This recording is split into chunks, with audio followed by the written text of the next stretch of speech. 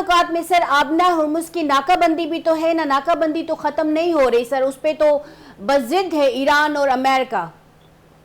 देखिए वो 14 मुलाकात के ऊपर अमेरिका का जो है वो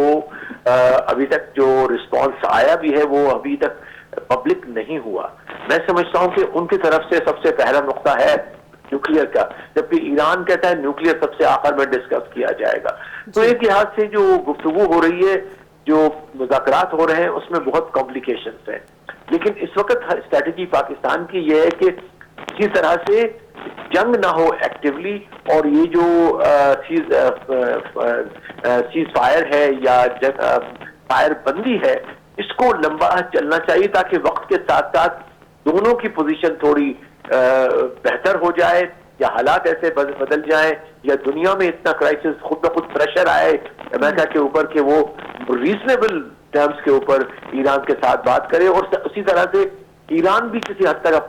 अपने जो सख्त कीर उन्होंने अभी स्टैंड लिया है उससे थोड़ा सा नरम करे, या पीछे तो नहीं हट कह सकते लेकिन नरम करे, और फिर ताकि माहौल बने